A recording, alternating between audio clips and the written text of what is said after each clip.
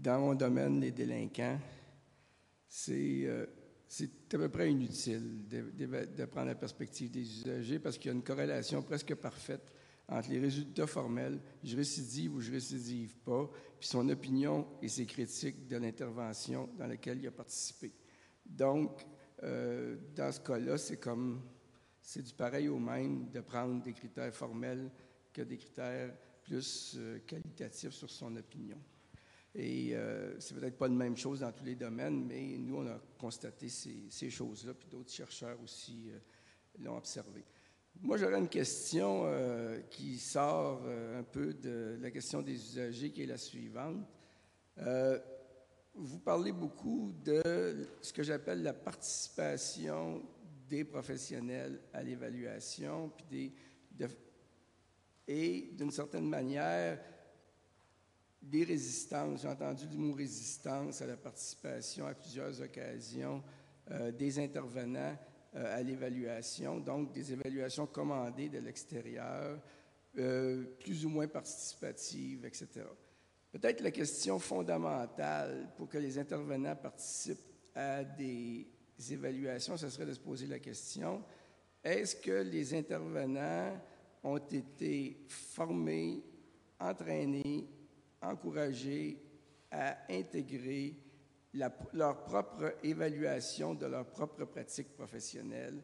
Est-ce qu'on leur a donné dans leur formation des modèles d'intervention qui incluent l'évaluation? Et ma réponse, c'est qu'en général, non. Et on a deux éléments. Je vous donnerai juste un exemple de la psychoéducation dans laquelle je suis associé en particulier.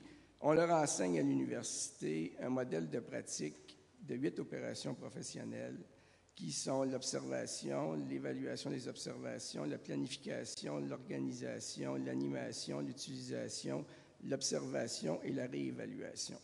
Et on suppose que les éducateurs spécialisés qui doivent faire des activités avec les adolescents en difficulté, quand ils font un sport, ils ne le font pas de la même façon qu'on le fait dans les loisirs du quartier parce qu'on a des objectifs différents.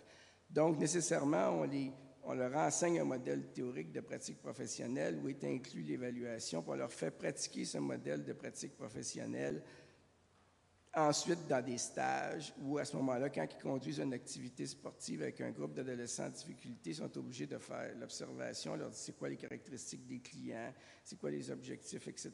Donc, ensuite, d'évaluer les éléments qu'ils doivent inclure dans leur activité, de planifier, organiser, animer, utiliser et réévaluer. Donc, on fait pratiquer ça dans la formation, à la fois sur le plan théorique et sur le plan pratique.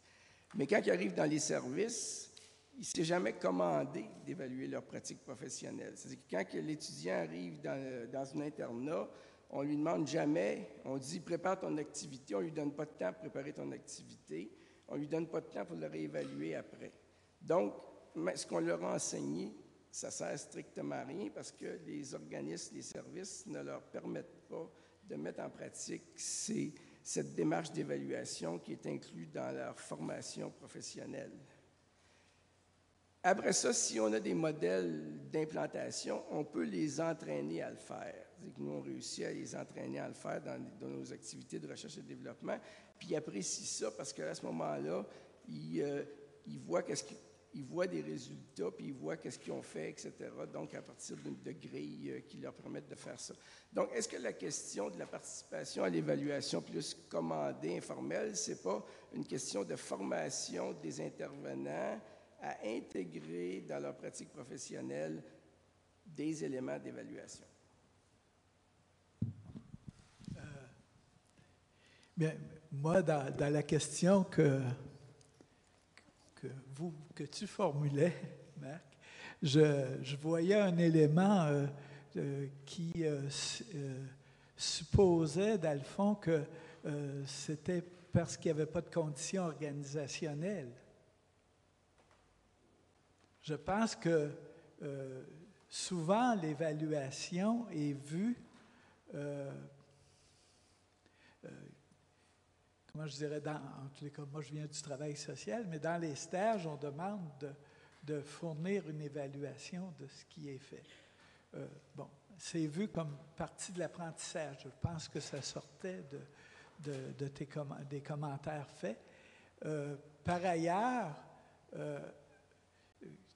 que dans les organisations, qu'on ne réussisse pas tellement à intégrer l'évaluation, les intervenants, l'évaluation de la pratique des intervenants dans l'intervention.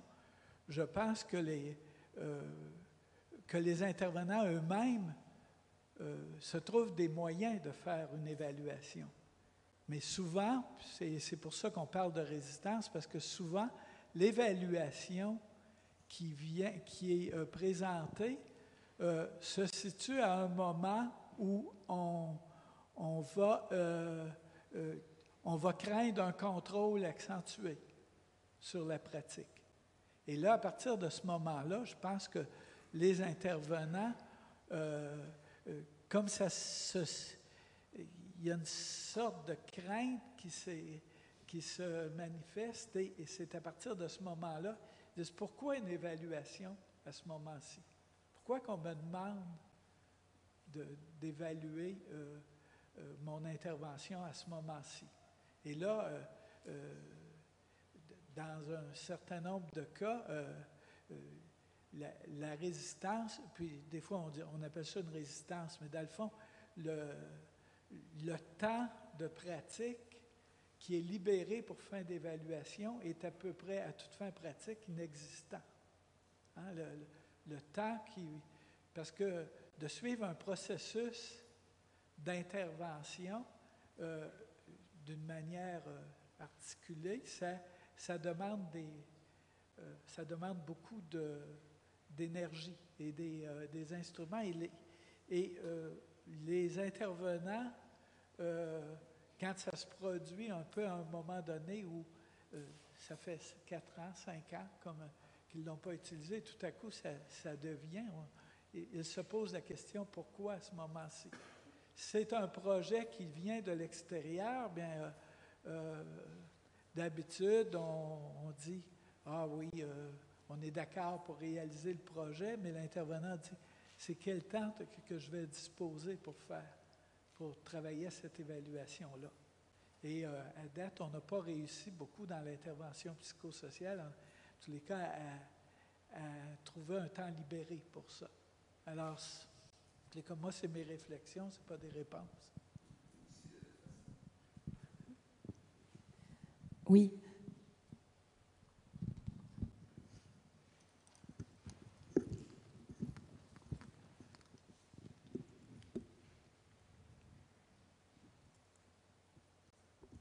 De toute façon, les lois qu'on a, en tout cas celles du Québec, ne permettent pas l'évaluation parce qu'ils demandent un plan d'intervention ou de service individualisé, mais ils ne demandent jamais qu'à la fin du service, il y ait une évaluation de ce qui a été obtenu comme service. Donc, à la limite, le concept, je comprends les intervenants qui sont résistants au concept d'évaluation parce que dans les commandes même légales des lois sur la protection de la jeunesse, par exemple, loi santé, services sociaux, il n'y a jamais de commande d'évaluation dans un service individuel. Il y a juste une commande de plan d'intervention puis de plan de service.